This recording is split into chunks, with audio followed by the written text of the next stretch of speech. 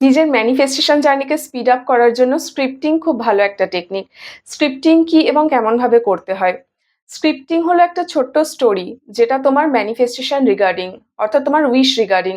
For example, কেউ চাইছে একটা বাড়ি কিনতে। তো সে এইভাবে লিখতে পারে যে, thank you so much universe, আমি এই সময়ের মধ্যে এত টাকায় এই বাড়িটা কিনেছি। এবং সেই বাড়িটা কিনে ফেলার পর সে কিরকম ফিল করবে, সেই রকম কিছু স্টোরি সে লিখতে পারে। আবার কেউ ধরো জব ম্যানিফেস্ট করতে চাইছে, তো তখন সে এইভাবে লিখবে যে, thank you so much universe, আমি এই কোম্পানিতে এত টাকা স্যালারি প্যাকেজওয়ালা একটা জব পেয়েছি এই পোস্টে, মানে তার যে desired post, desired salary package, এবং তার সাথে আরো কিছু ইনফরমেশন।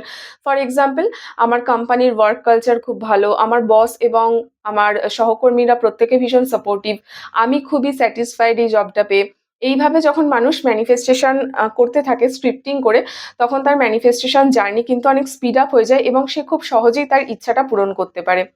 আর সব থেকে ভালো হয় কি, যে কাগজে সে স্ক্রিপ্টিং করছে সেই কাগজটাকে সে যদি বালিশের নিচে রেখে ঘুমোয়, তো ঘুমানোর সময় আমাদের সাবকনশিয়াস মাইন্ড খুব অ্যাক্টিভ থাকে, ফলে আমরা খুব ইজিলি ইউনিভার্সের সাথে কানেক্ট করতে পারি।